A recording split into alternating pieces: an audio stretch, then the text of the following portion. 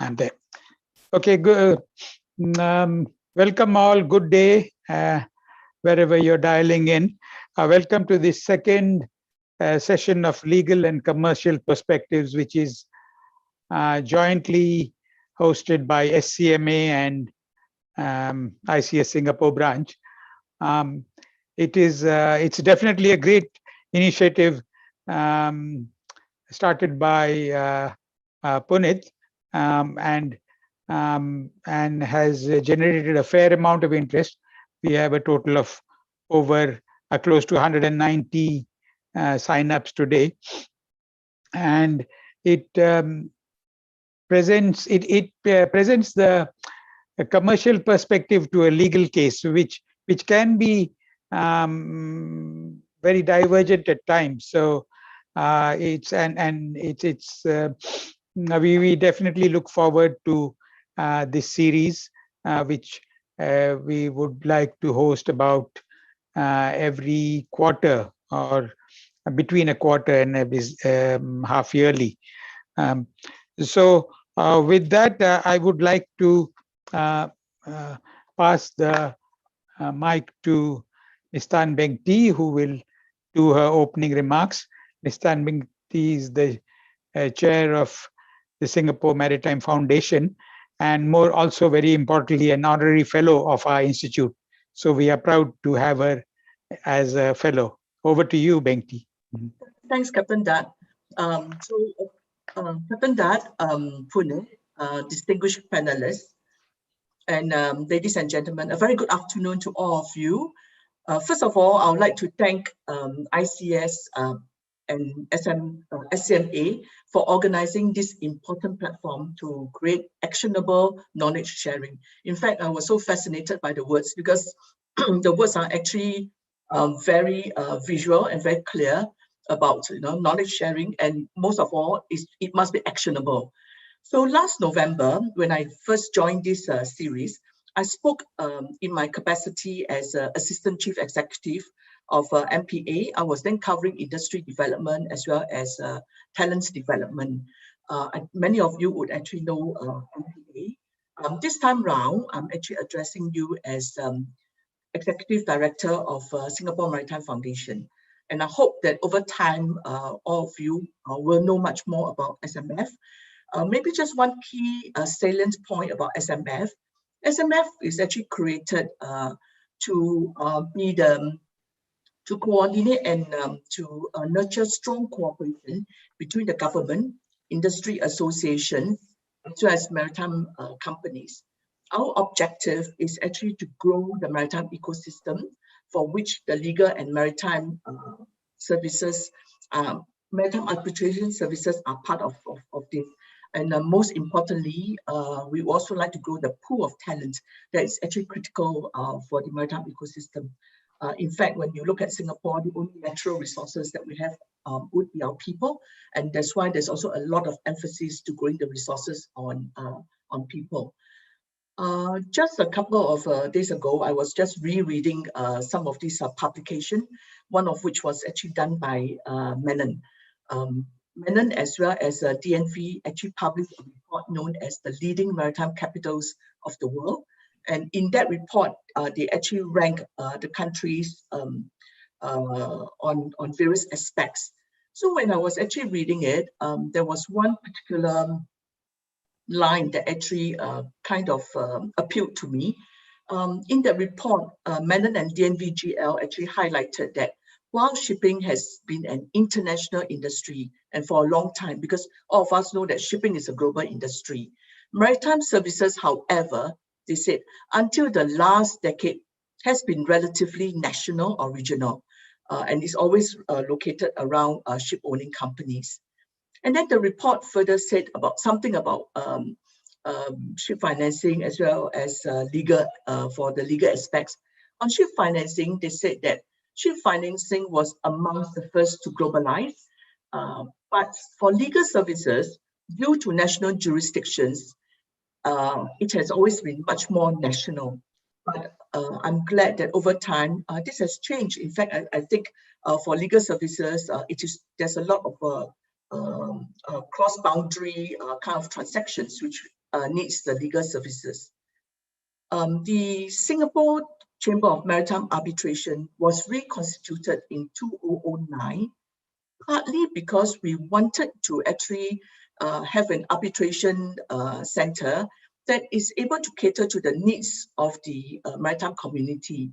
So SCMA was reconstituted in 2009 to actually give the industry more options. The option of doing unadministered arbitration or ad hoc arbitration, because this would be one form of arbitration that resonates well with the maritime community.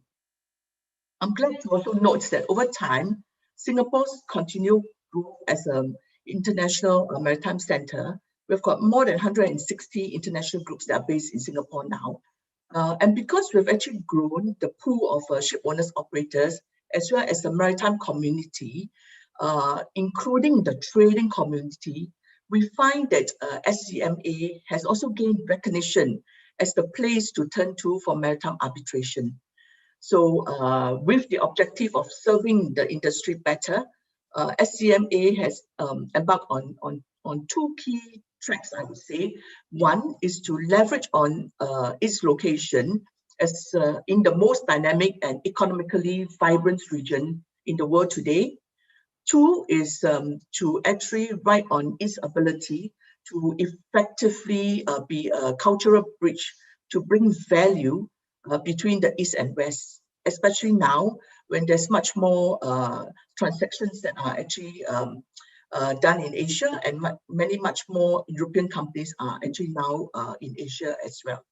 So in this regard, both SCMA as well as SMF has also been looking at how can we actually promote recognition of Singapore's arbitration.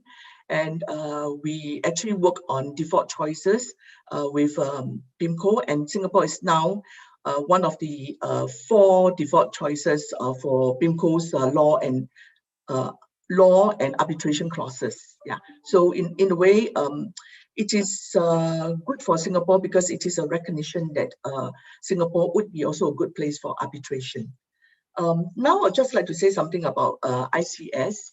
ICS is another important key player, and having been in Singapore since 1978, so I was just calculating, it is a good 43 years.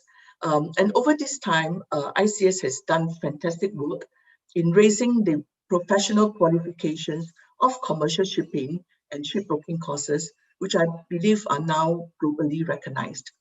And over the last 3 decades, ICS has not only grown in terms of its membership, but has also grown in terms of its stature as an expert in commercial shipping and shipbroking. I would also like to add that ICS, SCMA, and SMF share a common interest in providing a skilled pool of talent to the maritime industry. To realize the shared interest against a larger context of an industry which is actually now undergoing transformation, and transformation in a much more complex world, we will actually need greater cooperation and greater collaboration amongst all stakeholders to ensure that we continue to develop future-ready skills in the tertiary institution and to raise standards amongst the professionals. The second, legal and commercial perspectives, is an excellent platform to achieve both objectives. So in this regard, I'm very happy to also note that besides legal and commercial professionals from the industry, this session is also open to law professors as well as the students from the universities. Here, I would just like to conclude my just short remarks by thanking the esteemed colleagues from law firms and shipping companies who are generously contributing their time to present holistic insights into recently decided maritime cases in Singapore and England from both legal as well as commercial perspectives. I wish all of you a fruitful afternoon. Thank you. Yeah, thank you, Beng T, and especially thank you for the kind words for the Institute. When you were at the MPA, and even now our relationship will continue and your valuable support. So with that, let's kick off. We have a very exciting afternoon ahead. We have 6 speakers on the panel. 3 of them are the representing the law firms which handle the particular cases, and the other 3 panelists are from the ICS. I'm particularly happy, and I keep patting myself on the back for presenting them. So all 3 are, to begin with, all 3 are ladies, so they represent, they underscore the feminine representation in Singapore shipping. So that's a great point. And of course, all 3 of them are members of the Singapore branch, ICS members. And lastly, all 3 of them are hands-on chartering people, so their perspective couldn't be more commercial. They are doing day-to-day chartering, and they bring that experience to the table. So I'll talk a bit about the, I'll present the 6 persons, talk a bit about the CV.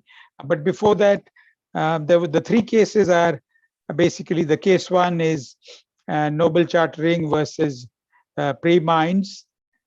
Case 2 is China Coal Solution versus Avra. And the 3rd case is Regal Seas Maritime versus Oldendorf. And the respective panelists would talk about it as we go along. So introducing the 3, I'll start off with the legal experts, panelists. So first one is, excuse me, Mr. Paul Ashton from Holman Fenwick Whelan, HFW. He has had considerable experience as a dispute resolution lawyer and a project lawyer in several cases, and had significant international arbitration experience as a fellow of the Chartered Institute of Arbitrators. He has acted for parties in international arbitration and mediation in many jurisdictions. Also been appointed by Singapore Mediation Center as one of the associated mediators, and the fellow of Bali International Arbitration and Mediation Center. Paul sat for 4 years as a board member of the SCMA. He's also qualified solicitor and High Court judge of England and Wales, Court of Hong Kong, and a registered practicing foreign lawyer in Singapore. In addition, I also like to thank Holman Fenwick, who have been a regular supporter for the Institute's prize giving award ceremony. So thank you, Paul, for that. The next legal expert is Mr. Joseph Tan, who is Managing Director of JLX LLC, and also a panel arbitrator on SCMA. He specializes in commercial dispute resolution, particularly in the field of shipping and international trade. On top of an active practice in litigation and international arbitration as counsel, Joseph regularly receives arbitrator appointments for shipping and international trade disputes. Joseph was recommended by Legal 500 Asia Pacific for his work in shipping litigation, and clients have commented for his understanding of maritime cases in Singapore and other jurisdictions. The third legal expert is Mr. Stephen Pedersen. He's a partner in Pennington's Manchester Cooper, Singapore, and also a panel arbitrator with SCMA. He's a partner in Pennington's Manchester Cooper, and main focus is arbitration and mediation. And he regularly acts on SCMA, LMA, SIAC, and Hong Kong International Arbitration Center. He's been based in East and Southeast Asia throughout his career, and has extensive experience and understanding of both regions and local cultures.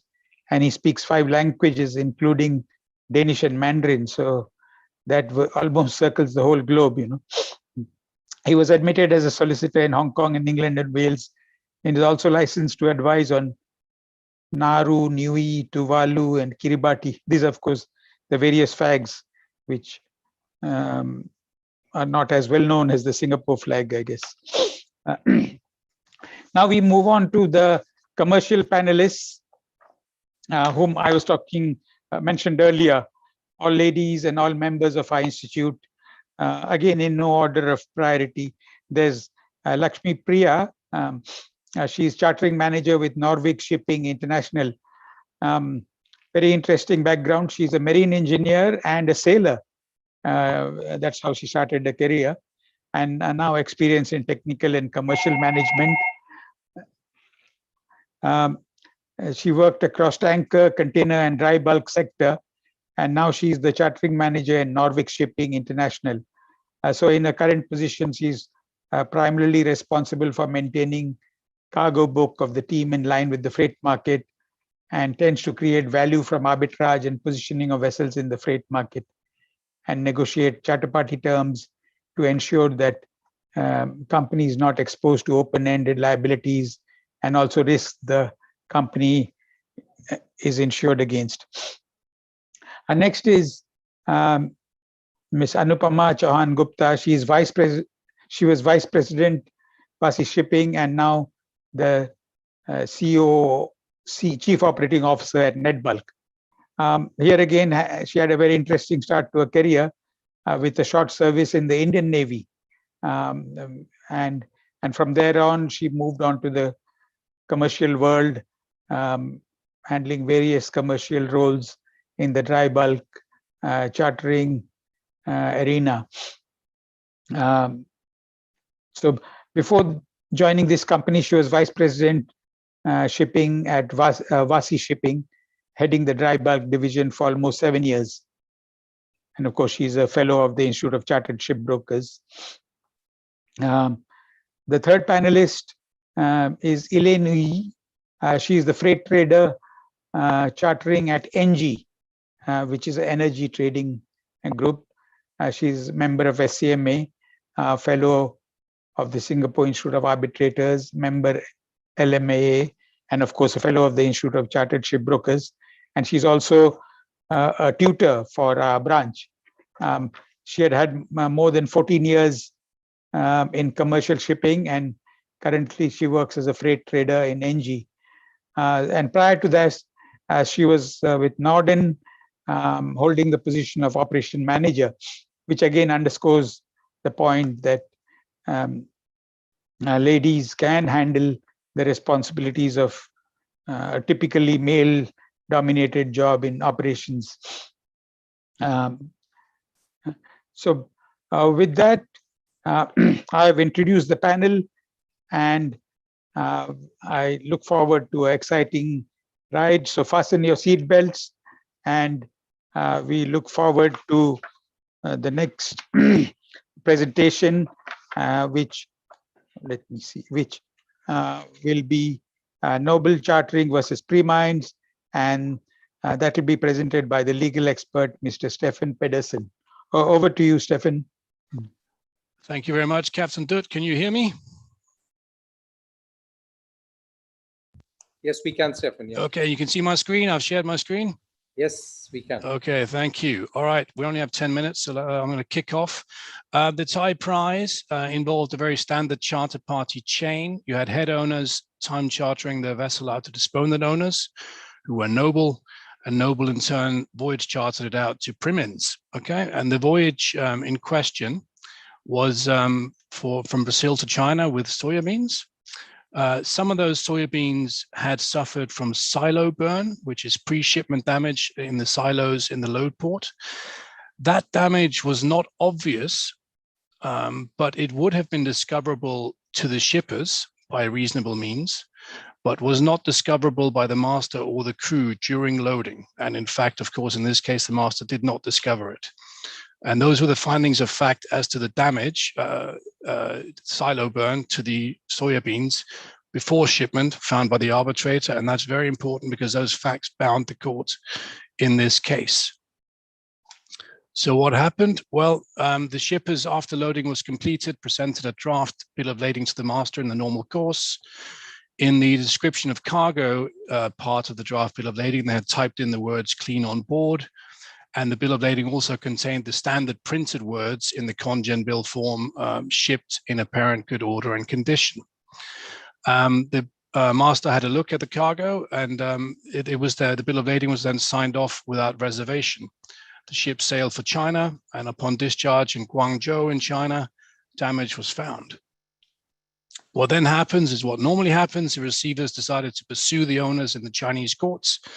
And what normally happened is that the Chinese receivers won, and they got an award for about $1.08 million in damages against the head owners. The head owners paid. The head owners then turned around to Noble and said, look, guys, you have to pay us 50% contribution under the ICA in the time charter. Instead of contesting that claim, and this is very important, Noble decided to settle it for $500,000, and then turned around to the voyage charterers, Primins, in turn, asking for an indemnity to cover their losses.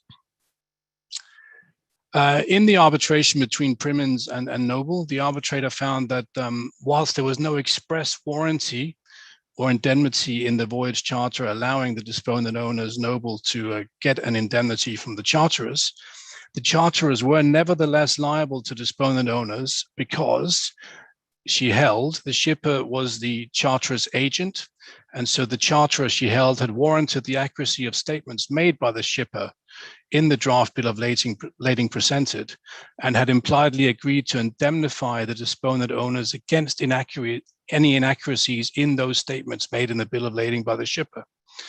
The arbitrator said that if it were otherwise, if there was no implied indemnity or no warranty, then the disponent owners would have no recourse at all for any wrongs of people which were on the charterer's side of the line, as she called it, which the shippers were, because they were the charterer's agent. Accordingly, the arbitrator found the charterers had warranted that the cargo was in apparent good order and condition when the shipper handed the master the draft bill of lading to that effect. However, the arbitrator found the cargo was not actually in apparent good order and condition, and the shipper had reasonable means to discover its condition, as she found, as we've mentioned earlier.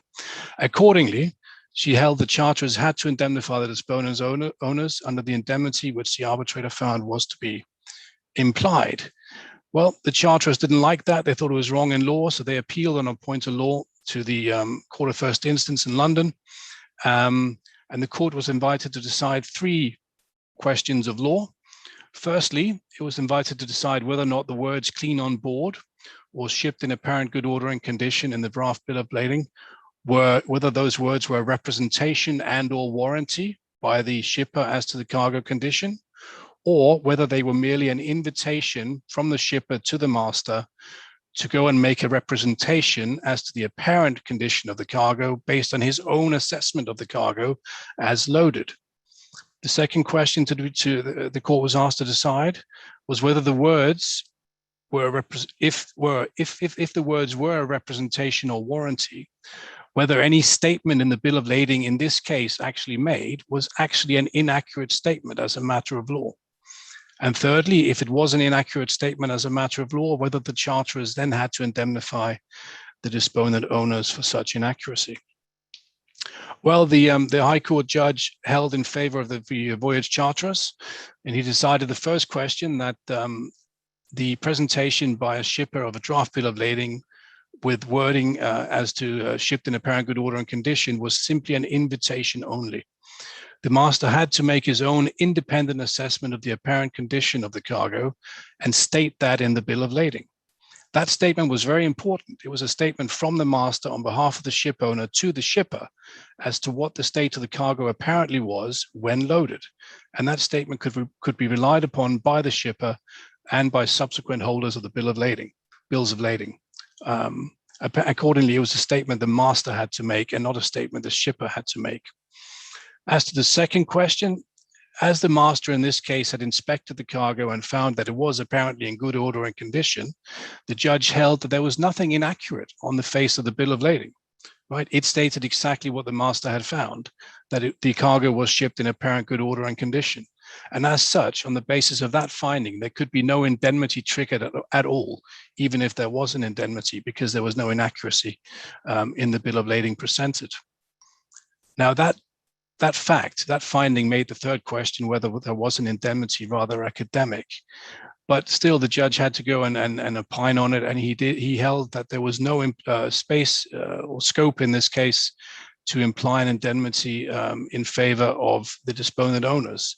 And this was because, first of all, it wasn't necessary to imply it for the contract to work, or nor was it so obvious as to go without saying, which are requirements for implying terms under English law. And in addition, he mentioned the Hague rules, which applied in this case as well to the charter party. And the Hague rules deliberately do not give an indemnity for any statements as to the apparent condition of the cargo, because they are statements made by the master. And he decided that because the Hague rules didn't deal with this, it must mean that there was no room, or there was no intention for there to be an indemnity for this in favor of the ship owner, and therefore it would be wrong, and there would be no room to imply an indemnity in this case. Accordingly, he held that the arbitrator had made an error in law.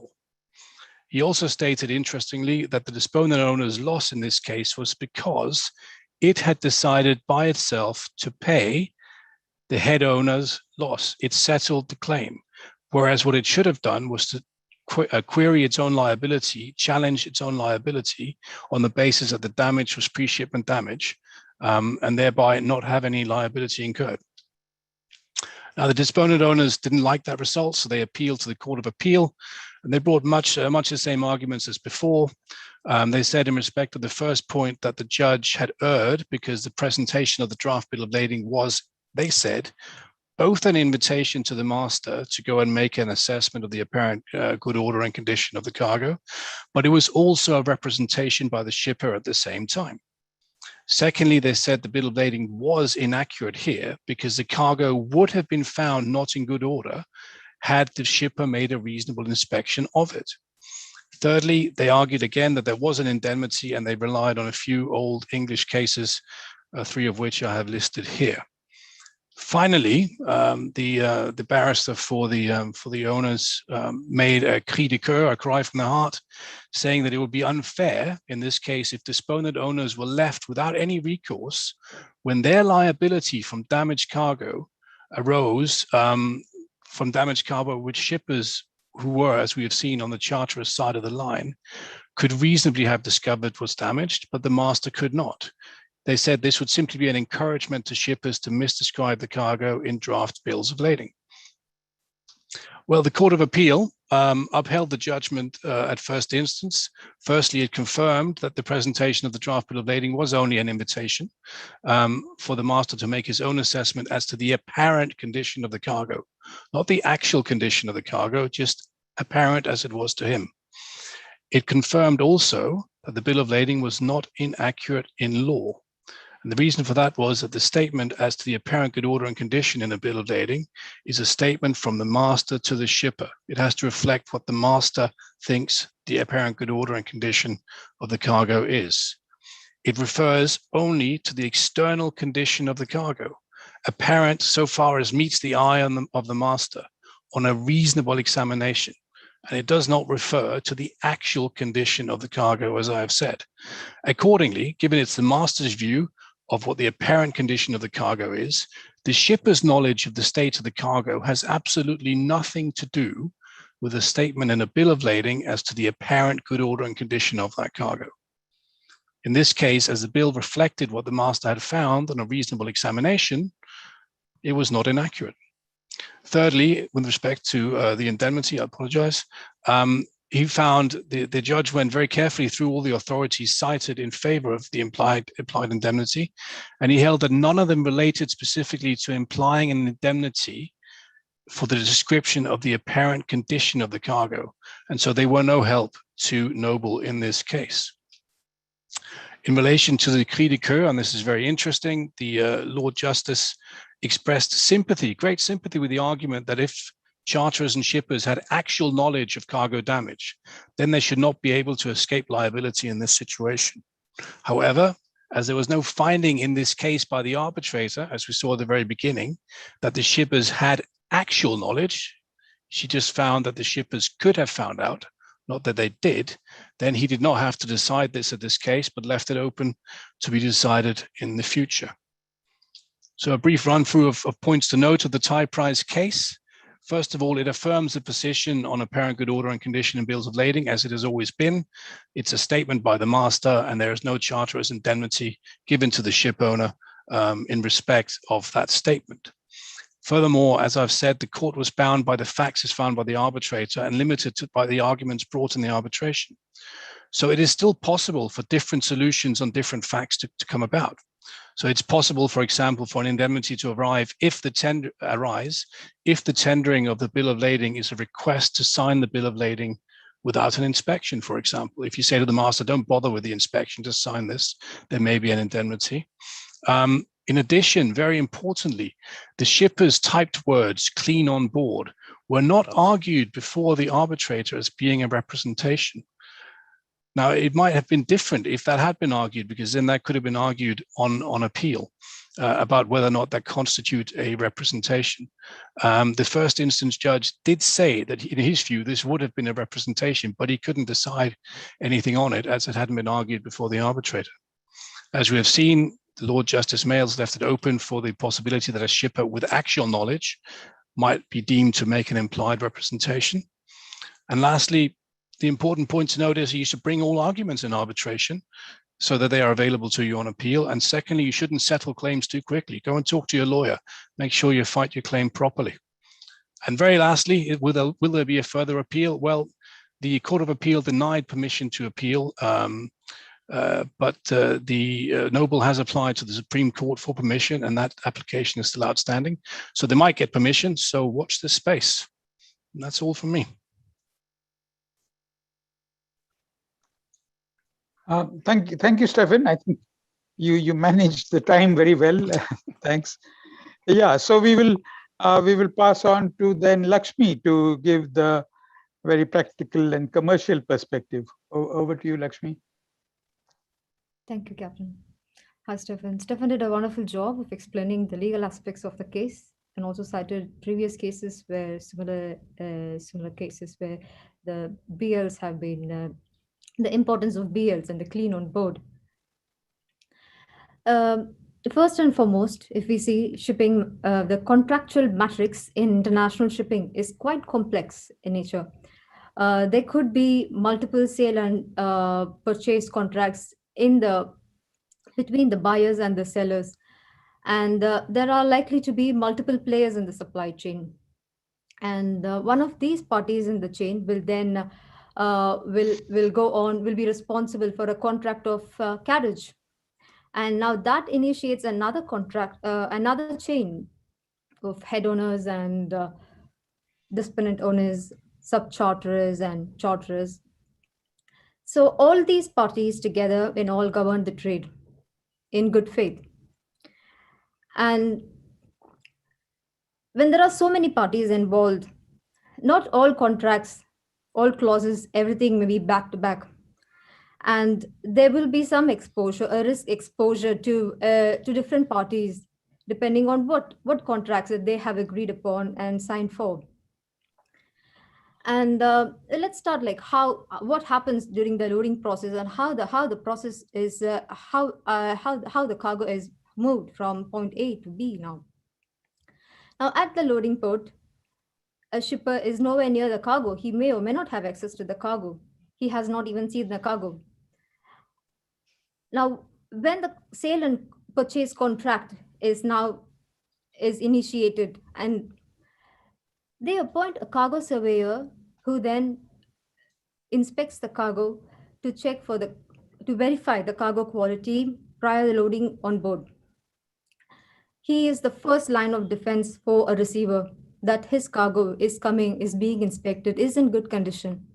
Now, the second line of defense is the master himself, the ship staff, who are expected to inspect or not inspect, or to keep an eye on the loading, to visually check the cargo is in apparent good order or condition. It is beyond the job of a master to check for or to inspect the quality of the cargo. But as to what meets the eye, does the cargo look good in apparent order? Now, some companies do have a ship captain or a port captain who is additionally there to inspect just the cargo operations, and who also has certain remarks about the cargo, how it's to be loaded, to protect different parties' interests. And now during the loading, the cargo surveyor, the master of the ship, and if appointed, a port captain, so they all ascertain the quality of the cargo or the cargo that is being loaded. And if at the time of loading they do spot something that is not in line with the cargo, the cargo is the condition of the cargo is not good, the cargo is decolorized, the cargo is smelly, they have to raise a flag right then and right away. From a commercial perspective, it is best to stop loading at that point, inform all the parties in the line, the shippers, the receivers. They need to be aware that the cargo that we are loading at this point is not sound. And before loading the cargo, now the quality of the cargo needs to be ascertained. Now this could lead to some delays at the load port. The ship is waiting for some time, and the bad cargo or the cargo that is not good, which is loaded now, that's being discharged, replaced with good cargo. There's some cargo quantity differences. So all these things come apart, but that is a good line of defense, both for the ship as well, and also for the receivers, to reject the cargo right there itself when it's not found to be in good order. Now the cargo is in good order and master has proceeded to sign the bills of lading. Now he is responsible for delivering or discharging the cargo as per the bills of lading at the discharge port. Now in case like soybean or cargo like this, where the inherent vice of the cargo also plays a role. Like the moisture content of soybean is like at particular temperatures that it could develop mold formation, like when the voyage is processed, or when it looked apparent at the time of loading, but while sailing the cargo is damaged due to inherent moisture in the cargo itself. Then how does owner protect himself? So at the discharge port, the vessel has arrived, the holes are open, the master is discharging the cargo, and now he finds that some part of the cargo is not as per what he has loaded, or is defective. Now, of course, the receivers are not going to be very happy with this. They're going to reject the cargo. At first instance, the risks of the people involved here, and the party who has the bills of lading, and the risk of the person who's there. So this is quite high. Now, it may be possible that the receiver does totally rejecting the cargo, and he may even threaten to arrest the cargo. Now, depending on the discharge port and the legal system, sometimes the ship owner and the P&I club may have no other option but to agree for the cargo claim as presented by the receivers. Now, it takes time to ascertain like when the cargo was damaged or how the cargo was damaged.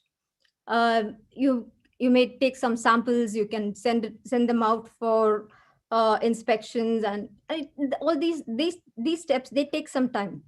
So at the first instance, the ship owners have no defense there. So they may be forced to discharge the cargo and accept the claim. So commercially, what one can do is to keep the doors open, initiate talks, negotiate with the parties, try to reduce the risks and also the losses for each other, and try to settle it amicably between the parties. But sometimes that is not always feasible. And then it goes into mediation, resolution, dispute resolution, arbitration, and court cases, and and then the lawyers take over. Now, coming to the points raised in this particular case, if you see under the time charter party, I mean, you can say that there usually is an express or an implied warranty that when the ship owners follow the instructions of the time charters, they are indemnified. But the same indemnity is not there in a voyage charter party. A voyage charter does not indemnify the owners for following the instructions, for loading as per the instructions. So, well, you may try to have some kind of a wording or a clause with the voyage charter parties to say, okay, to cover your losses or to protect yourself, but it is not very practical, and it is not industry practice to have that that Lakshmi, kind you're of reaching your time limit. Oh, okay. So this case is quite what to say, quite clearly says about the bills of lading in the first, and the secondly, like how owners should be prudent in their loading aspects, and this to avoid a claim in the first place itself, than to have to deal with their exposures there. Yeah. Thank you, Captain. Hey, thank you, Lakshmi. Yes, I think you did present the commercial perspective very well, and which is what most of us on the commercial side or seafaring side would look at. I mean, for the ship, if the holds are tight, staunch, and strong, watertight, and if there is, in the case of soybean, there's no ventilation, if that is done between the ship moving from a very wide range of temperatures during the voyage, I think the carrier has done its duty, and inherent damage to cargo is not something which the master would be expected to see. So that's definitely that's the responsibility of the carrier. We probably might see more of it. We are seeing a lot of ships now with grain, wheat going into China and having prolonged anchorage. So with this delay, you might see more cases of cargo damage when the ships eventually berth to discharge, and it will be interesting how receivers and P&I clubs, etc., deal with it. We don't have too many time for questions, but we'll open it up to the public if there are immediate questions, or else move to the next case and then do the questions at the very end. I don't see any questions here, so that's good. And if any of you have any questions later amongst the audience, please, we could handle it at the end. So with that, we'll move to case number 2, which is China Coal Solutions versus Avra, and presenting the legal side is Mr. Joseph Tan. So Joseph, over to you.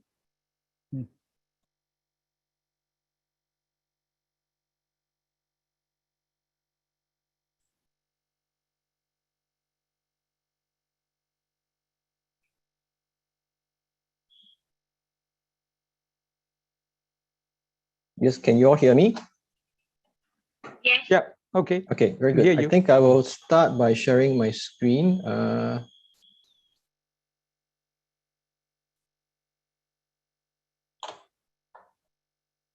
Okay, am I sharing the screen now? I can't quite see it here.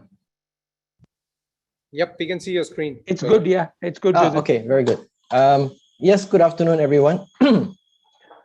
Today, I'm going to talk about this case of China Coal Solutions versus Avra Commodities. It is not a shipping case. It's a case for the sale of 3 shipments of coal on FOB terms. The case is deceptively simple. It relates to the issue of when is a contract legally binding. And for a case which is deceptively simple, a large number of these cases do end up both in court and in arbitration. Okay, I know a number of you here are lawyers and are legally trained, and this is basically contract 101. For a contract to be legally binding, you need to have all these 4 elements: offer, acceptance, consideration, and an intention to create legal relations. There are times when parties wish to defer the formation of a contract to a later stage. For example, when they say in their negotiations, in the offer and acceptance, that any acceptance is subject to contract. If that is the case, if there's a subject to contract provision, whether is it expressly or by to be inferred from the conduct, then the contract is not formed until both parties sign on the contract. Now, coming back to the topic, the facts of this China Coal Solution case, how it works between them, they are both commodity traders trading in coal.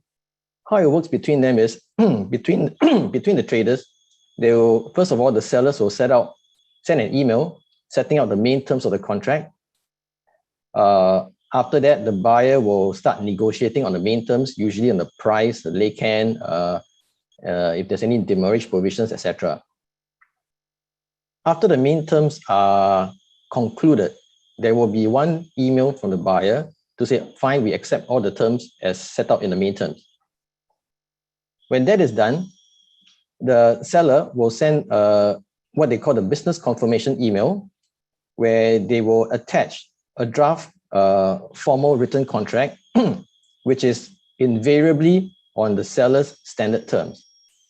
And I pause to flag this because this is a point which will be important later on in the case, that the draft formal contract is on the seller's standard term wording. After the standard terms were sent over to the buyers and sellers started negotiating via email on the various clauses in the standard term contract. And after a few weeks, there were several proposals by the buyers to make certain amendments, for example, like the LC clauses and all that. But the sellers will say, no, you cannot change any of the standard terms. We insist you must comply with our standard terms. They only accepted one tiny amendment to one of the clauses, which is quite immaterial. Eventually, after a few weeks, the buyers sent an email to the sellers saying, fine, we accept all the terms in this draft standard term contract. When the buyer finally accepted the standard term contract, the seller signed on it and sent a copy by email to the buyer. Sorry. And this is where I pause to mark another point. After the sellers sent it over to the buyers did not sign it and send it back to the seller. And for reasons which were not elaborated, the buyer changed their mind after that, and they decided not to proceed with this transaction. And when the buyers didn't proceed with the transaction, they didn't sign the contract, the sellers kept coming back saying, hey, hello, you have agreed on the terms. Please sign the contract and return it to us. The buyers just didn't respond. Eventually, the seller started instructing lawyers and sending demand letters and terminated the contract on the basis of the buyer's repudiatory breach. It was only at this point that the buyers replied to say, I'm sorry, but we do not think there was a legally binding contract between us because why? I didn't sign the contract. The sellers didn't accept that, and they commenced proceedings in the Singapore High Court. The point which was relied upon by the buyers is this clause 26 in the standard form contract, where it says that this agreement shall only come into force after being signed by both the buyer and the seller. And this is where conceptually there's a bit of a conundrum, because in the email exchanges, which they call the business confirmation emails, there was no indication that this was subject to contract. There was no indication that the parties intended to defer their legally binding nature of this contract till after it is signed. And this clause only appears in the standard term contract after the business confirmation emails were sent. So the seller's position is, we do not agree. Since the business confirmation emails were there, and since there's no subject to contract, you are legally bound based on the email exchange. The buyer's position is, I'm sorry, but we agreed on your standard term, and this is part of your standard term, which says that it will not be legally binding until it is signed by both buyer and the seller.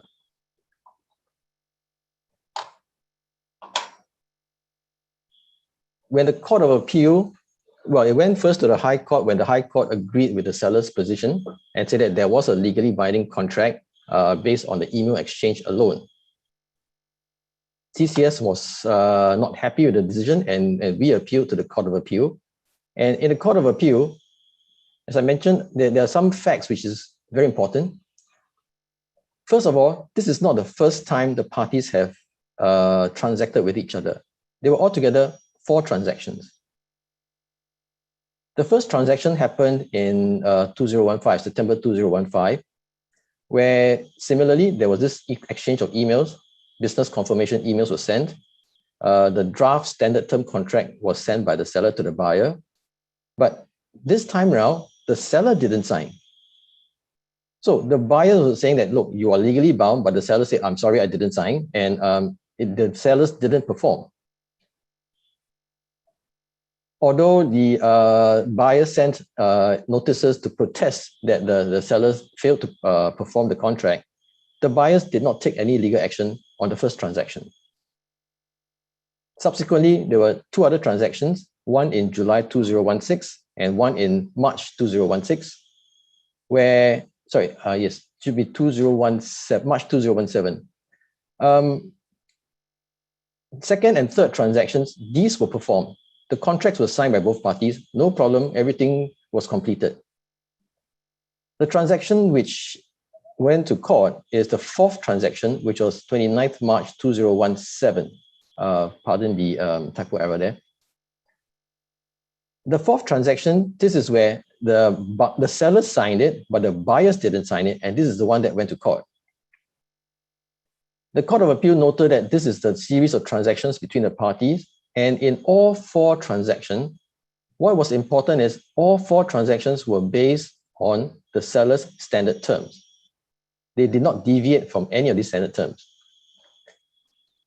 The court noted also that in the first transaction, the sellers didn't sign it, and they seem to have just treated it as well, it's not conclusive, but the court took cognizance that the sellers didn't perform the first transaction, and it should not be fair for them to then turn around and say that they should not be bound now, when in the first instance, they didn't sign it and they didn't perform.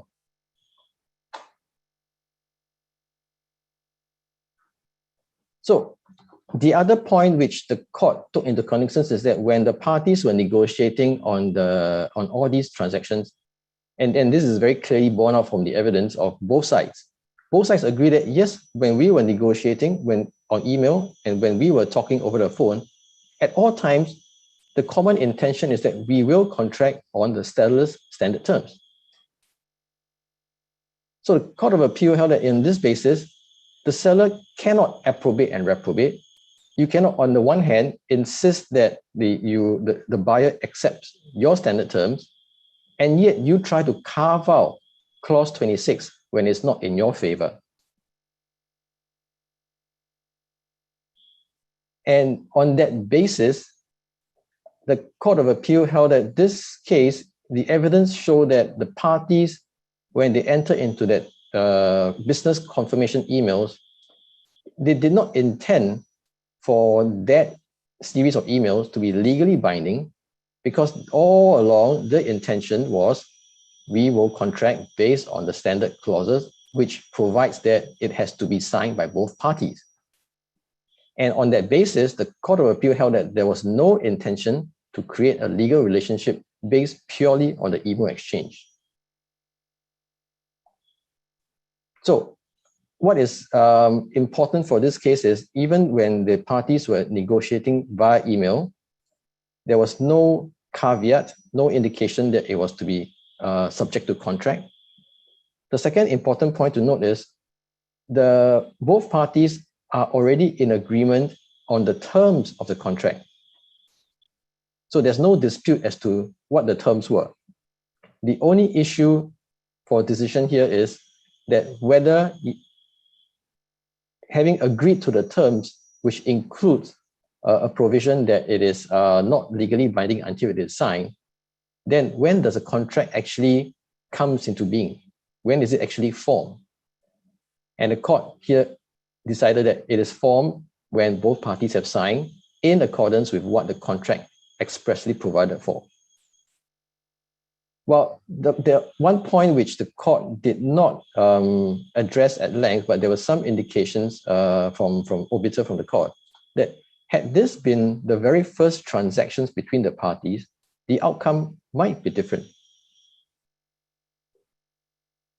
It is the fact that this is the fourth transaction and all the four transactions are on the same terms and the same modus operandi operated very strongly in the minds of the Court of Appeal.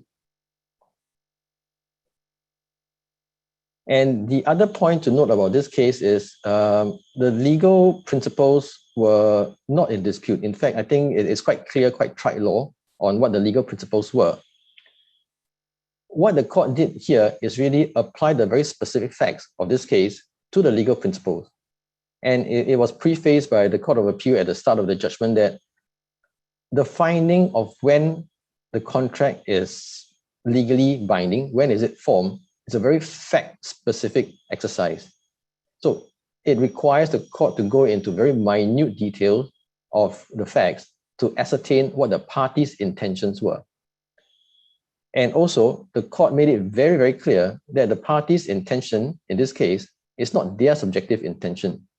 It is the objective intention as can be inferred from the conduct and from the words used and from the terms of the contract which the parties have agreed to. So this is not to say that every case where you do not sign, you will not be bound. No, there are cases where if you do not sign, you will still be bound, but it's possible if in a correct situation, based on the facts that even though you may have agreed on the terms of the contract via email, that so-called agreement may not be legally binding until something else happens. For example, the signing of a contract.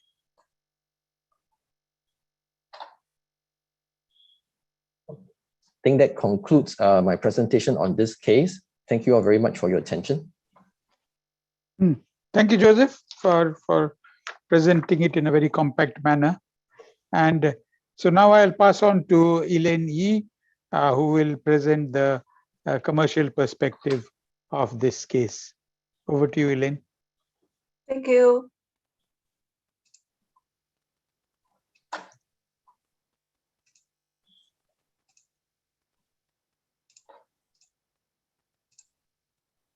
Can you see the PPT? Yes, yeah, good, Elaine. Okay. So thanks for Joseph's impressive presentation. Now kindly allow me to take over and share some thoughts from commercial point of view. Hope it could be helpful. So commercially, to help avoid contractual dispute, it is highly recommended that the base contract or working CP should always be carefully reviewed after fixing, preferably before execution of contract or in shipping before commencement of actual voyage. During this contract reviewing process, today I would like to share three kinds of situations where clauses need to be paid extra attention. One situation would be that any clause in conflict with the agreement previously done by email exchange. They should be removed or logically amended to ensure consistency. Otherwise, it could become disputable later on when one is considered as accepted to new terms by agreeing to the wording of contract latterly drafted. Take the shipping contract, for example. If in the main term, it says the prepayment should be done within 5 days after bill of lading issued and released, while the base contract says first the freight payment should be done within 5 banking days. So this kind of contradiction could be easily logically amended when you do the CP review. Second situation would be that any clause giving additional explanation, condition, or exclusion, which was not the intention. This information, though only existing base contract, might be treated as supplementary explanation, thus constitute part of the full contract as well. So if the counterparty has no intention of getting bound by same, they should make sure same clauses removed from contract as well. For example, recap say, notice of readiness can be tendered upon arrival at the port, whether in anchorage or not, whether in berth or not, whether customs cleared or not, whether in free practice or not, which is very common. But the base CP say, if the berth is not occupied upon vessel arrival at the port, then an OR should be tendered upon arrival at the berth. This is a typical example of express exclusion to main terms. Take another example. In the recap, for a forward voyage, for example, about the vessel nomination. It mentions vessel nominated must be geared bulker with 4 cranes of 30 metric tons, grabber or non-grabber, not older than 20 years, etc., like airway, beam restriction, whatever.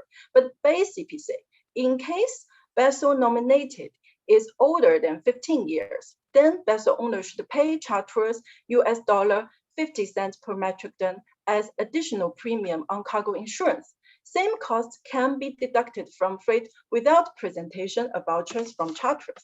So this kind of supplementary explanation or condition can be easily overlooked. That's why it is important.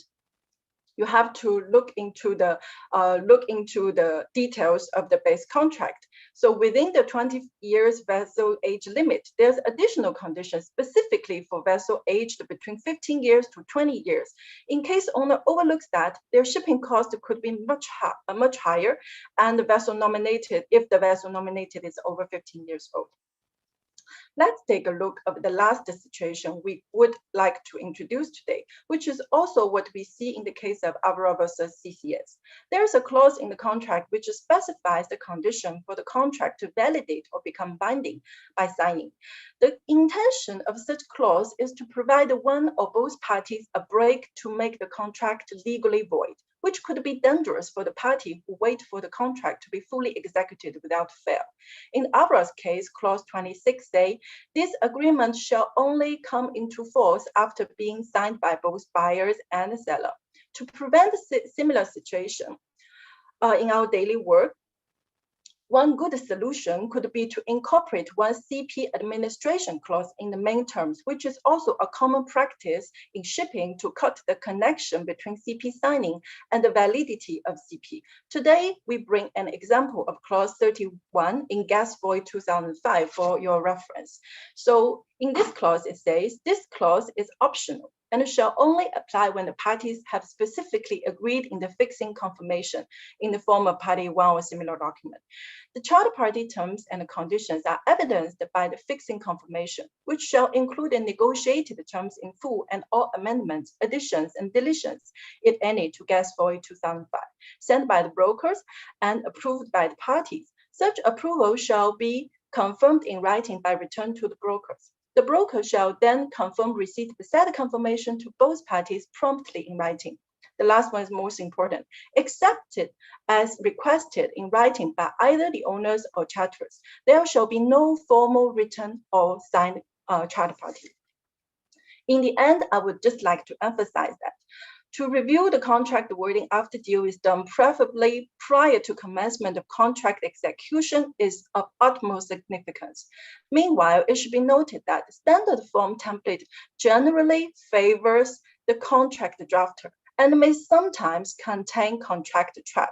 So the recipient should never underestimate clauses in the standard form template. Blindly accepting same without thorough understanding every clause could lead to disadvantage to them in the end. That's all from me today. I know there are many lawyers today. So in case you find above mentioned not that rigorous from legal perspective, please bear with me, and you are more than welcome to join our discussion, share your opinions in the chat window or in our Q&A session. Thank you. Thank you. You did a great job. You offered the problems and also the very practical and commercial solutions which come with it. Yes, especially your closing remarks on a contract trap. Yeah, that was very interesting. Thanks for that. Thank you. So yeah, our institute logo, and on the bottom is our word, our bond, and those 4 words have a tremendous amount of significance. This chartering business started more than 100 years ago, when the institute was formed, and back then there was no emails and no telex, and also when the business was done verbally, that is where this motto came in, our word, our bond, where both sides were expected to honor what they said. So I too feel that the final step of signing is not really that significant. What happened before that is really the intention of both parties who are discussing the contract. So with that, I will open the floor to other questions. There's one question pending. I think this refers to the last case. Maybe while the others come in, we could handle this. This is from Mr. Yape, and probably it's addressed to Lakshmi. He didn't mention the name. So the question reads, hi, if checking the cargo is important, why didn't the captain do the inspection in the first place? There are a lot of complications in this. Maybe I'll Lakshmi, if you're there, you want to answer it? Yeah, sure, Captain.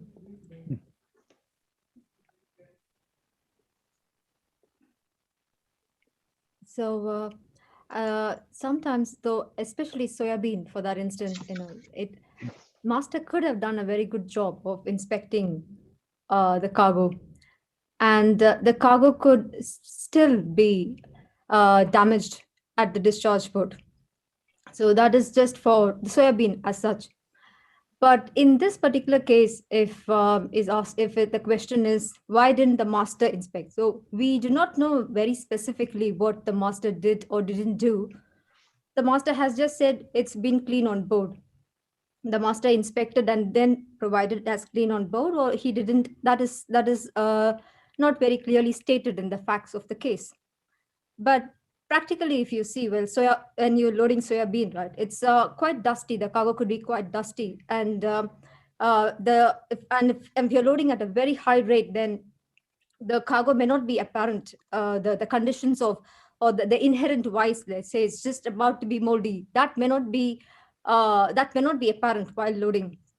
And soybean is one cargo where you say it's not a dangerous or a very what do I say? It's not a dangerous cargo as such, but the cargo is to some extent not a very stable cargo. At particular temperatures, this cargo with no external factors can just get moldy by itself at just at the right temperatures and the right moisture content. And once it gets moldy, then this mold, it deteriorates the cargo. It self heats the cargo, and this self heat of the cargo itself burns the cargo. So without any external factors, the cargo in the hold is just burnt by itself. And at the discharge port, you just open, you have a big surprise, right? You open the hole, the cargo on top looks apparently good, and as you're discharging, you see that the cargo is burnt.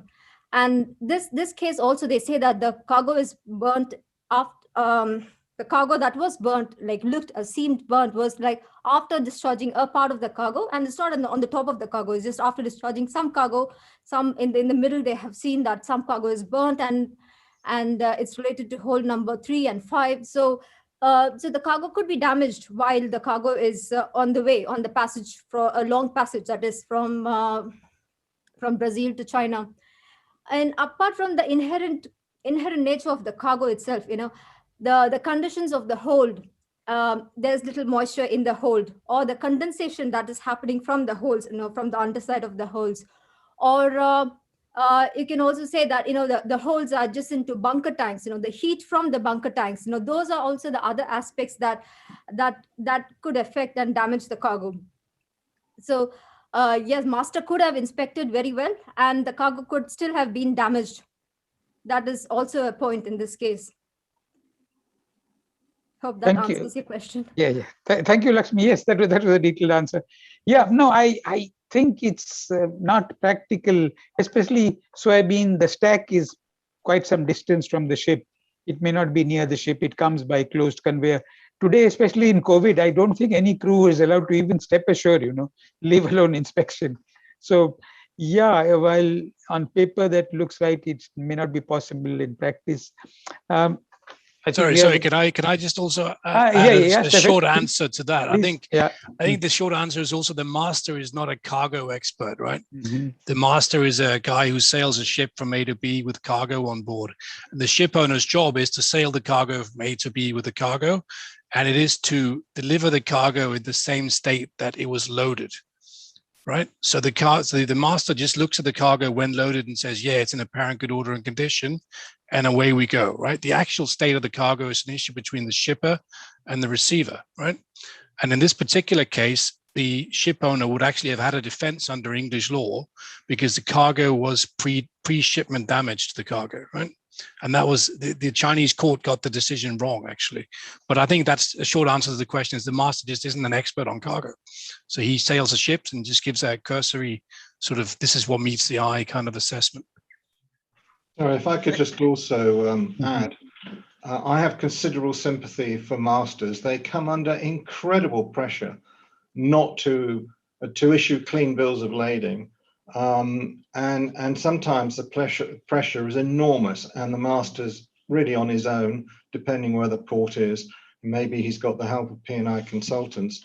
But apparent good order and condition really means nothing. Insofar as a container is concerned, it just means the container looks in apparent good order and condition.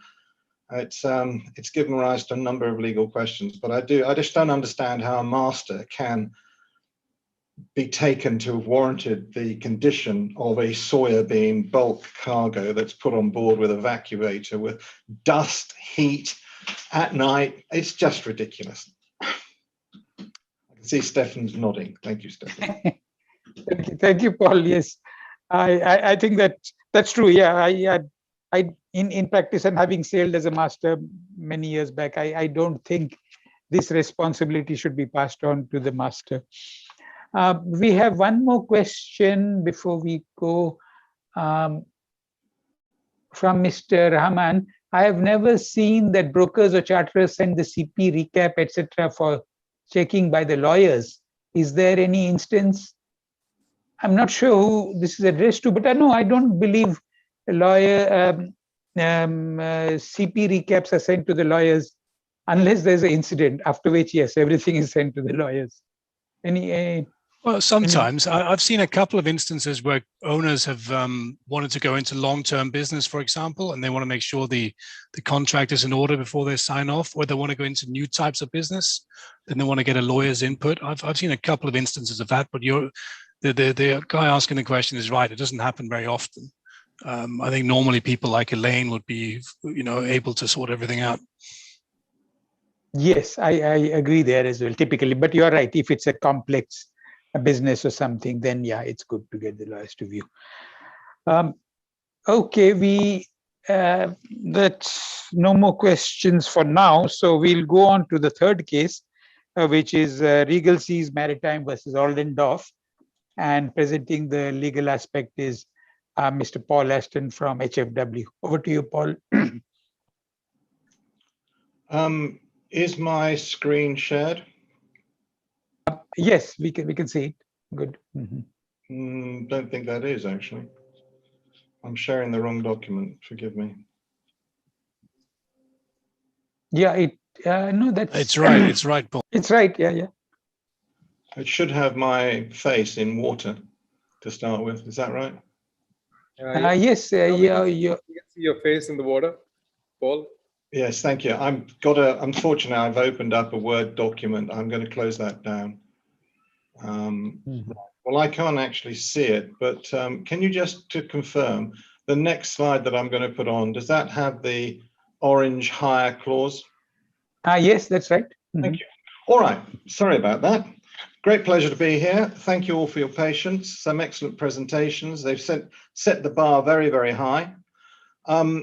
This case, Regal Seas and Oldendorff, if ever there was a case to be co-presenting with a broker And in particular, in my case, Anu is a fellow of the Chartered Institute of Brokers. This is the case because the facts are very dense, and lawyers like me don't really understand the workings of the Baltics, let alone the Baltic Cape Size Index. So I'm very, very pleased to be doing a bit of a tag team here with Anu. So I'm going to just say not too much more, pass you over to Anu, who's going to explain the Baltic indexes and why they're relevant to this case. I'm going to jump back in, tell you a bit about the parties' positions, tell you what the judge decided. In my view, he got it right. And then Anu is going to have some more discussion about the Baltic and maybe how to stop these problems happening. And finally, I'm going to say a few words about two legal matters which were very important in this case.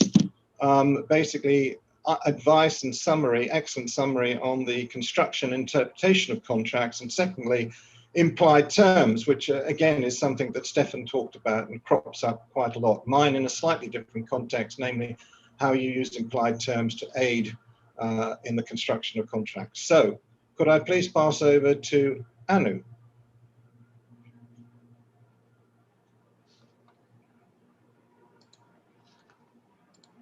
Hello, Anu. Hi. Hi, Paul. Thank you so much. And good afternoon, ladies and gents. So, so we begin with some background on why it happened, what happened, and hopefully give some suggestions on how to possibly avert this or similar situations in the future. I'll start sharing my screen. I think, Paul, you'll have to stop sharing, then I can start my slides.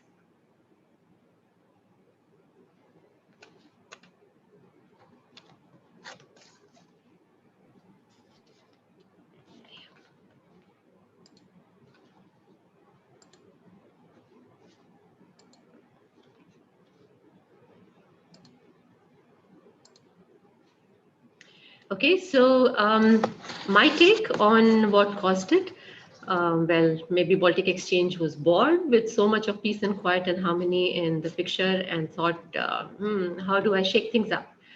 But seriously, if we look around, shipping has been the most dynamic industry in the past 10 to 15 years, with in markets, out markets, vessel sizes, specifications, bunker parameters, world politics changing constantly, and the shipping doing its best to work around these challenges. Our current case deals with the charter done for a 179,000 tons deadweight Cape vessel for an initial period of 3 years plus 2 years in charter's option, which was concluded on the 22nd of November 2013. The price was linked to the average of 4 Baltic Cape-sized TC routes. Now, the Baltic-sized vessels being 172,000 deadweight, hence a size adjustment was agreed at plus 4% over the index numbers. So charters exercised the option to extend the charter for 2 more years in 2015. However, on the 31st of July 2015, Baltic decided to have its share of fun and changed the benchmarked vessel itself to now 180,000 deadweight with a 5 TC average route. This was bigger and better than the chartered vessel. Although simultaneously, the old index, which was based on 172K, was also published, but it was not assessed anymore by the Baltic. It was only published. It was merely a shadow of the 180K DWT. So initially, as we can see in the data below, highlighted basis the time spans. There was probably an attempt to calculate the real-time differentials, and hence, if you see at the end, the differential per day is different over the days.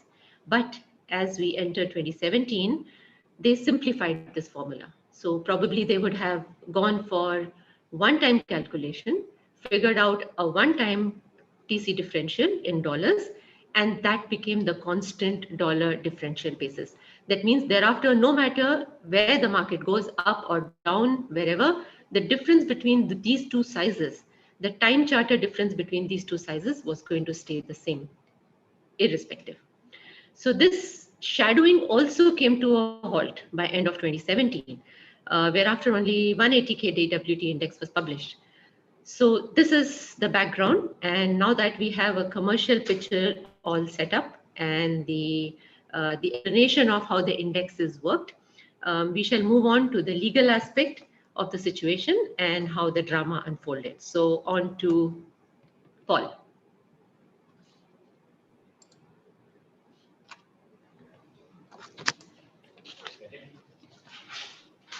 Thank you very much, Anu. I'm very grateful for that. I'm going to share my screen again.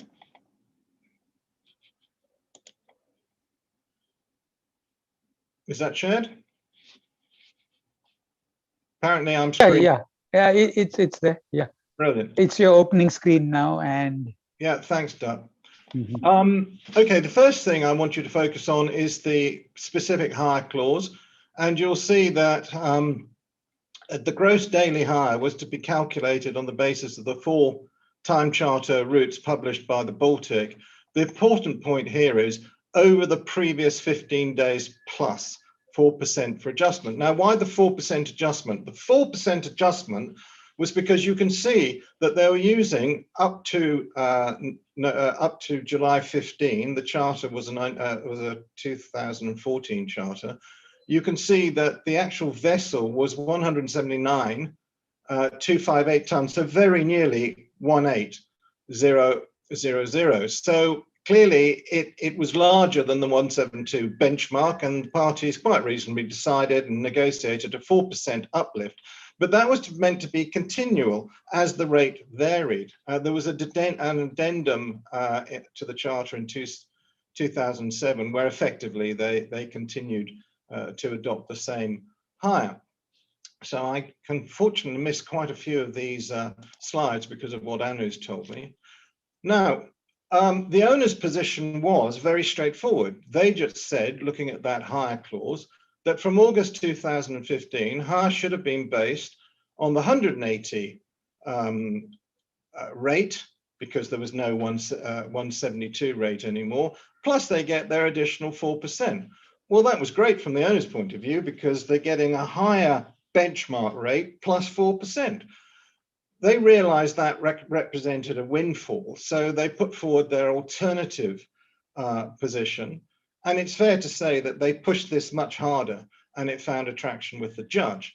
Namely, what they said is that because of the switch from 172 to 180 benchmark, that you have to then imply that there should be a reasonable size adjustment, because obviously the previous adjustment would make a windfall. And given that this vessel was very nearly the same size as 180, then in that case, just on size, comparison on size, there's other things that go into the benchmark, that clearly it should be nil. The charterers didn't like that. Their case was that the parties intended that the base rate would be at the base rate of 172,000 for all the life of the charter. The 4% uplift was fixed. It couldn't be messed with, and it must be fixed to the 172 benchmark throughout the life of the charter. Ergo, to the extent that the rate for the 172 vessel continued to be published by the Baltic, the parties must have been intended to adopt that rate.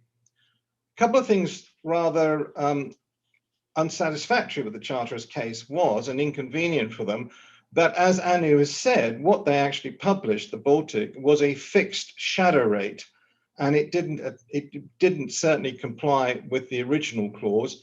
And secondly, unfortunately for the charterers, the clause said, as the judge went on to find, that the most important thing was there was no longer the ability to benchmark against the 172,000 tons over the previous 15 days. Here, the big problem was, of course, that the parties did not consider what would happen if the benchmark changed over the course of the charter. Now, that may have been understandable where you have a one-year charter. And in fairness to the parties, and I feel sympathy for them, the 172 benchmark had been there since 2004, and it only got changed in 2015. So you can understand why perhaps they didn't look at it. But this brought about what I call a gap in the contract, or what I'll later refer to as the trap gap. Now, the judge, Mr. Justice Tier, gave his judgment in April, probably one of his last judgments because he's recently retired from the bench, an excellent judge, senior judge of the Commercial Court, and he knocked out numerous judgments in his stints, 2 of them for me, one of which was against, one of which was for. Never mind, that's another story. He said, I consider that the difficulties facing the Charter's constructions are formidable. They can only be overcome by reading the reference to an average rate published by the Baltic as encompassing what the Baltic itself described as a daily rate for the 172.40C derived from the 180.40C, later the 185TC, as from 17, at a constant dollar differential. And the problem with that is, again, I've given you the hire clause. You can see that that construction is just far too strained, and there's no way you can reasonably, as a matter of construction, fit Charterers' arguments into what the parties had agreed. Now, this is very interesting because the judge said that the Charterers' position amounted to a rewriting of the hire provision. And I won't stress the point, but essentially he also relied upon Charterers' own counsel's argument. Charterers' counsel, somewhat contradictorily, described the rate capable of being calculated after July 15, that is when there was no longer an active 172 benchmark, as an official rate endorsed by the Baltic. But unfortunately for them, the judge was having none of it. What the judge said was that wasn't what the parties had agreed. Now, the judge accused the Charterers' argument as being one in which they rewrote the contract. But he then rewrote the contract by adopting the owner's alternative case, which was to imply a term. And he did that on the basis that clearly the 4% adjustment at the beginning of the charter was warranted in order to reflect the advantage to the Charterers of this vessel's actual size and characteristics, as opposed to a 172,000, because it was nearly 180,000. However, he said that they do not, the clause doesn't allow for any adjustment other than 4. It is fixed, and in that respect, he agrees with Charterers. But the way you get around that is to hold that there's going to be an unfairness, there's going to be a windfall. And actually the court's job is to try and keep the contracts alive, try and keep them in existence. And to do that, it's justifiable to imply a term. And the term is that, the implied term is that the appropriate size adjustment in the event of a change to the size of the benchmark vessel was intended to be a reasonable adjustment. So he says, if the benchmark changes from 172 to 180, then you've got to change, and there's nothing in the contract which says what you do with the adjustment, then you have to change by making a reasonable adjustment, and you can imply a term to that effect. And that is not rewriting the contract, that is a justifiable method of construction by implying a term. You can see that one could be confused for thinking that it was rewriting the contract. I don't. I think he got it absolutely right, because I'm a fan of implied terms.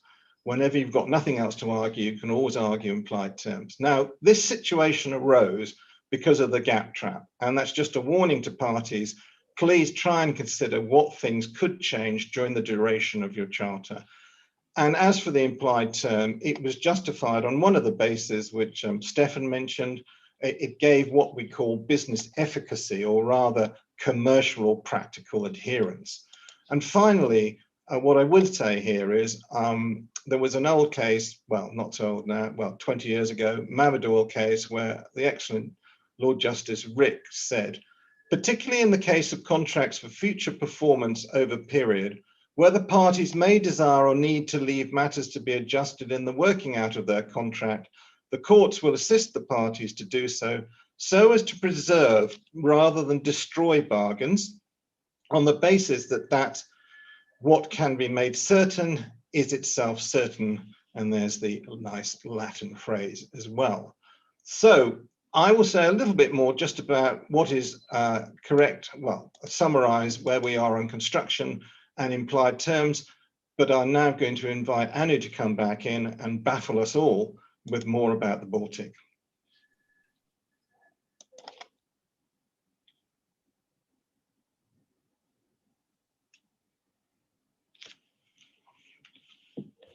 Anu, you're mute.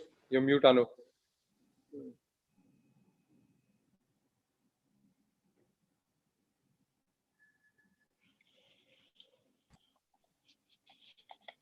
You're still mute. Yeah, now. Okay. Yeah, okay now. Right. So I can share my screen.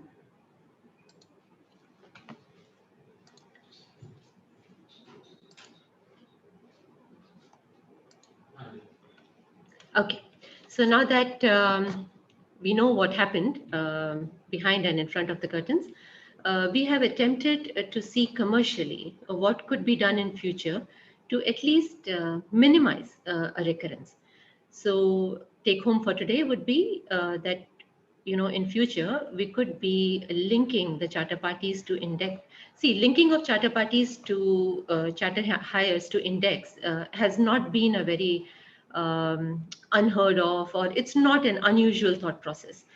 Similar concepts are seen in, say, bunker adjustment factor, or for example, open book calculations for change of port, where the adjustments are left for future on subject to changing parameters.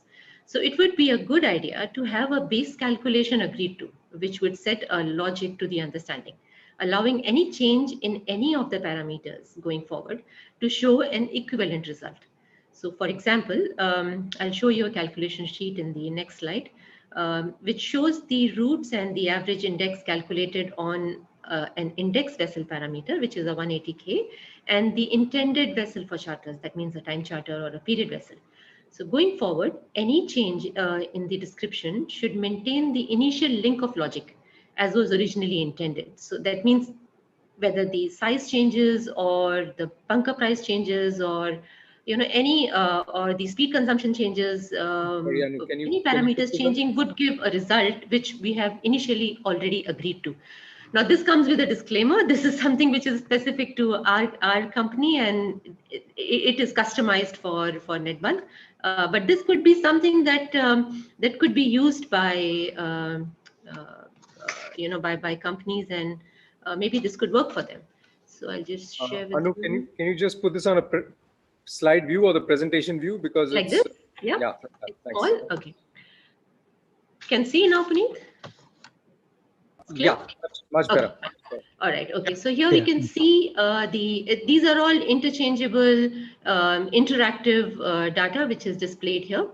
On the top, if you notice, it shows how a Baltic 180K looks like, what the standard speed consumptions and size and TPC, etc. of the vessel is.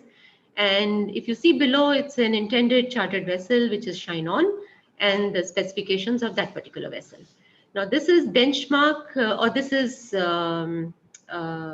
tested against various routes, which are again, most of the routes you would see are as per the index routes already published by the Baltic, and some of them are specific to us. So that means as Netbulk, when we are evaluating, those routes matter to us. So we have given a certain calculation out here, and the point to be noted is at the end, we can see a one-on-one differential between the routes and the indexed vessel versus the time chartered vessel. And you could see whether it performs better or lesser, and you could also test if the parameters change. That means if the indexes drop, how does it affect? Those kind of things could be pre-decided. So it takes away a lot of ambiguity in what was the concept you had fixed your vessel at. And going forward, if both of you have managed to agree to a certain base calculation, this can become the Bible. Anything changing, you can always fall back on that.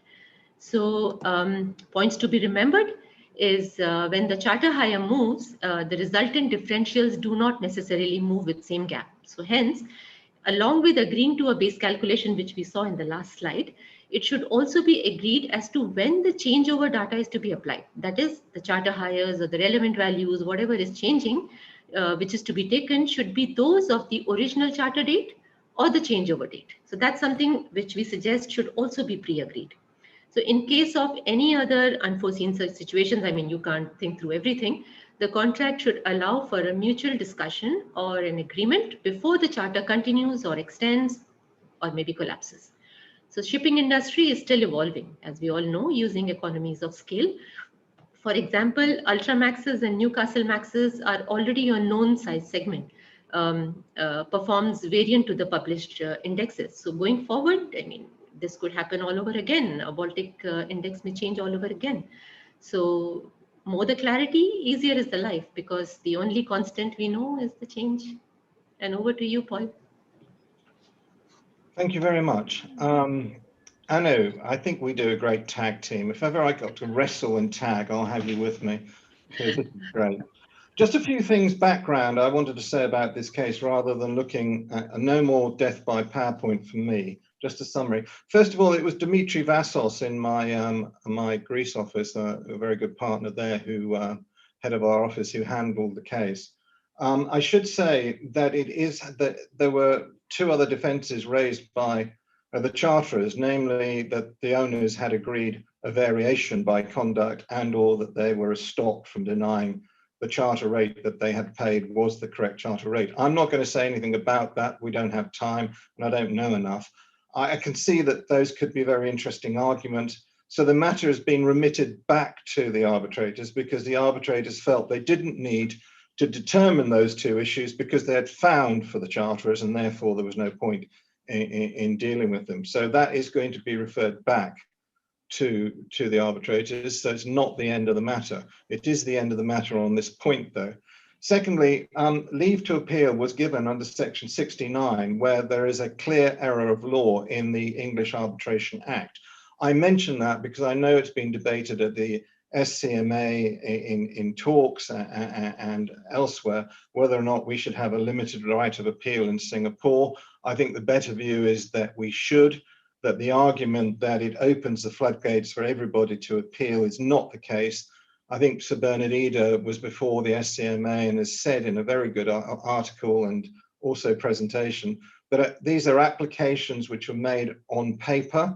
Only 12% of them are ever given leave to appeal. And of those 12%, only 3 or 4% actually succeed. So this case was actually one of those 3 or 4%. So I think, you know, when an arbitrator gets it wrong in law, I think it is nice. Well, I just think, even though you want certainty, you don't want additional costs. I think sometimes it is nice to have that additional right of appeal. I should also say, in fairness to the arbitrators, Mr. Justice Tier, who had the benefit of full argument, unlike the judge who just allowed the leave to appeal, on hearing the appeal, Mr. Justice Tier said that it was a difficult matter of construction. And although he disagreed and said that the arbitrators got it wrong in law, he had some sympathy for them. I think what I'd like to bring to your attention is that construction of contracts has given rise to a lot of law. There's a wonderful book called McNeill on the construction of contracts, and in there they list 12 Supreme Court and Court of Appeal decisions just in the recent past where the law has been evolving. The lawyers amongst us will know that in the old days, construction used to be the word of the contract was sacrosanct, the literal interpretation, read it almost as though what it says is absolutely true without context. The courts have edged both in Singapore and in most Anglo-Saxon jurisdictions to a more purposeful or purpose-driven interpretation. This has often been called the battle between textualism and contextualism. And I think the English law, and certainly in Singapore, we've reached a really good balance which accommodates common sense, assists the parties, but doesn't go over the top and actually rewrite contracts for people, because sometimes at the end of the day, the contract is the contract that the parties negotiated. And I just wanted to quote one or two little comments from the cases. Now, the judge in this case, which is why I commend it to you, did summarize the position at law very well and went through the authorities. And he said, interpretation is, as Lord Clark stated in The Rainy Sky, a recent case, a unitary exercise where there are rival meanings. The court can give weight to the implication of rival constructions by reaching a view as to which construction is more consistent with business common sense. But in striking a balance between the indications given by the language and the implications of competing constructions, the court must consider the quality of the drafting of the clause. He said, and I love this because it's so poetic, textualism and contextualism are not conflicting paradigms in the battle for exclusive occupation of the field of contractual interpretation. Well, it's beautiful, but what does it mean? Some agreements may successfully be interpreted principally by textual analysis. For example, because of their sophistication and complexity, and because they have been negotiated and prepared with the assistance of skilled professionals. The correct interpretation of other contracts may be achieved by greater emphasis on the factual matrix, for example, because of their informality, brevity, or absence of skilled professional assistance. Now, he went on to talk about what happens if there's clearly been a mistake. But it is clear that something has to have been wrong with the language. In such circumstances, the court can interpret the agreement in the contract, in the context, to get as close as possible to the meaning which the parties intended. However, he said that there were limitations to that, and the correct statement of law is, first, there must have been a clear mistake in the language or syntax in the contract as distinct from the bargain itself. And secondly, the court can only adopt this approach if it is clear what the correction should be. Above all, the intention is to ensure that the contract should continue rather than fail. And in addition, if a clause is capable of more than two interpretations, always go for the one which makes the best common sense. That's one of the reasons why I'd commend reading the clause, the case. The other is that it has a really splendid summary also on implied terms. And it's interesting, isn't it, that both Stefan's case and mine deal with implied terms. Implied terms is a huge area of evolution at the moment, maybe a subject on a future date. But for example, English law is making quite controversial steps. I'm all in favor of it, but some lawyers aren't, in saying when you cannot imply an obligation to conduct your obligations, contractual obligations, in good faith, and they have developed what we call relational contracts as opposed to non-relational contracts.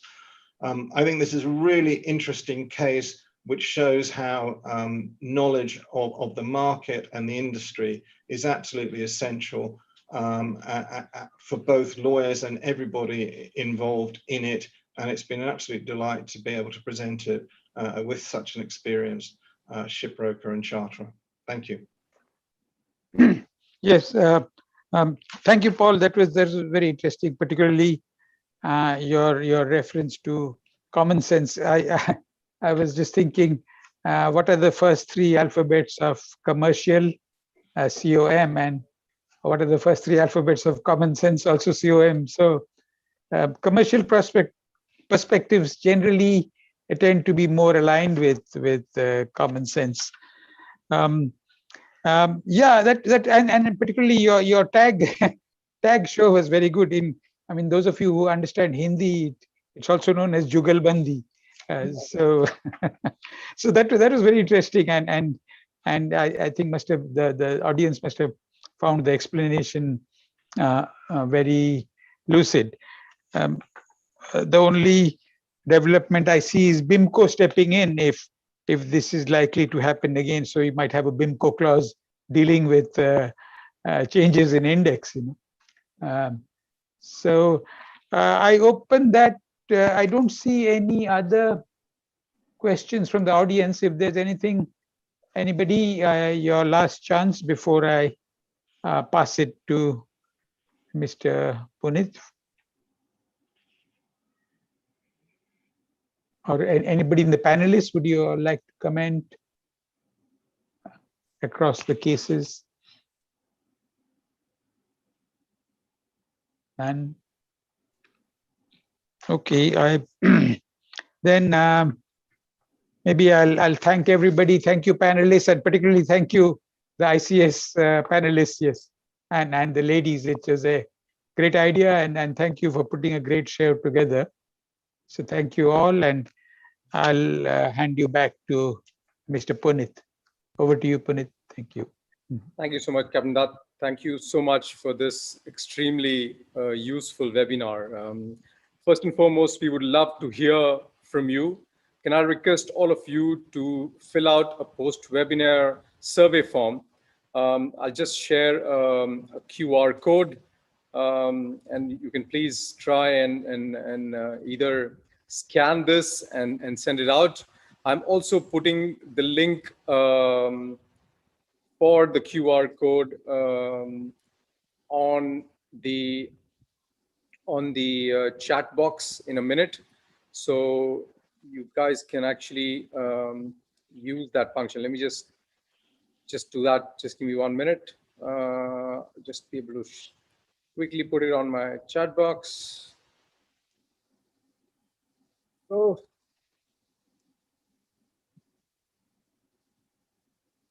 All panelists and attendees.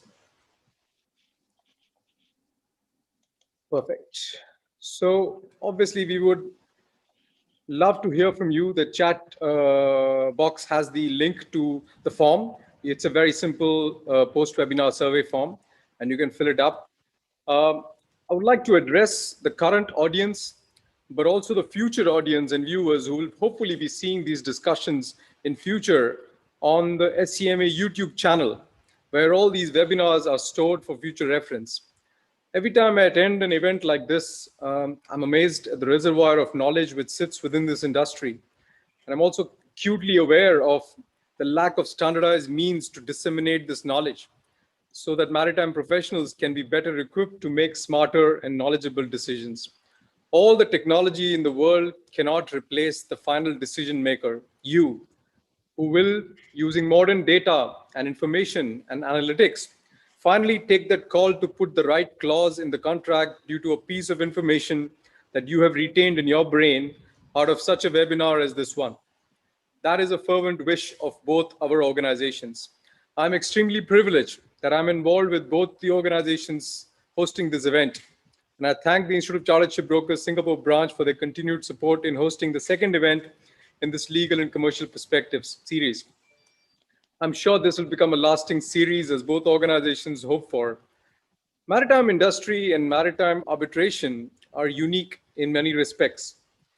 In recent Queen Mary White and Case survey on international arbitration 2021, where it's a matter of great pride that for the first time Singapore was jointly ranked as a top choice for international arbitration along with London, one of the respondents said that in maritime arbitration, parties want a dispute resolution mechanism that was developed by their sector, for their sector, and conducted by practitioners from their sector. LMA has developed along these lines over many years and led the way. And SCMA is providing such a mechanism, especially as it sits right at the heart of Asia, and its arbitrators understand Asia and the way it works. This event today, similar to all the events hosted by SCMA, have been hosted by the industry, for the industry, and with the support of industry practitioners. Thank you all for attending and participating in the webinar today. Before I thank the panelists, I would like to thank Vinny from my team at SCMA Secretariat, Lei from ICS Singapore Secretariat for all the hard work in putting the event together. I would also like to thank all the speakers and the contributors for their efforts and support.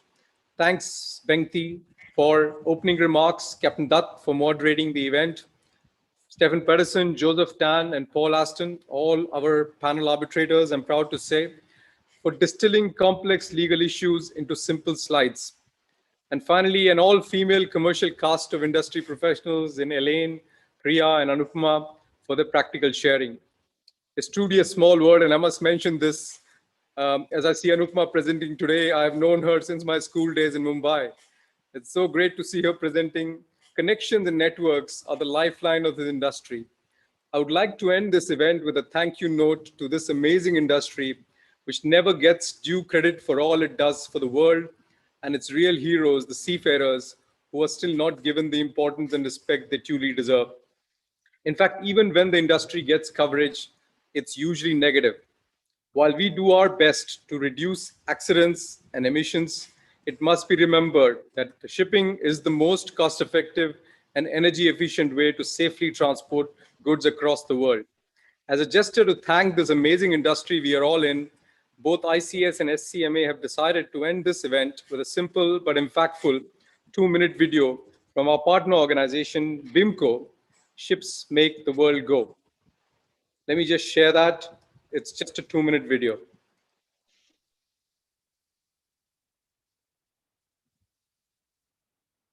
Can you hear it? World stopped. Ships kept moving. Ships kept on moving. By sea, 90% of trade actually. Cars that are sprayed, and it's easy to see the impact this makes. Fruit and vegetables, toys and collectibles, wheats and grains, the blood in the veins. Like to land, a farmer is. Sorry. Ships are to the sea, and if the world is the heart, ships are the arteries, which stock the pharmacies with essential commodities. So there's a lot at stake across these seas. Without these routes, half the world would starve, while the other half. Without these bright-coloured containers, the four walls of our house that contain us would be empty. No powers that we need.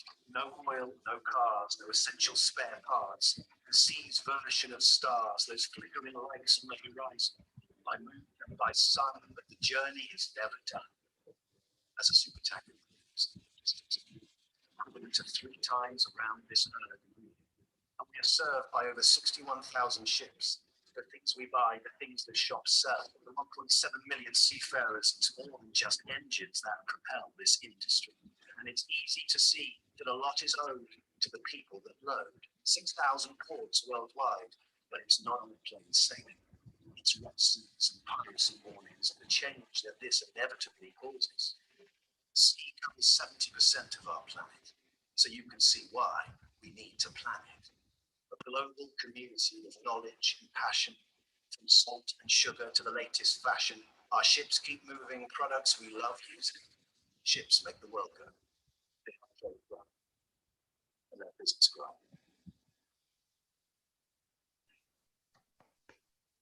Thank you so much. This was a very useful presentation, and this was an amazing webinar. Thank you so much for everybody. Please stay safe, keep the faith, keep the positivity, and use the knowledge that you have gathered to take the decisions. Thank you. Thank you. Thank you, Pandit, for organizing this. Bye. Thank you, everyone. Bye.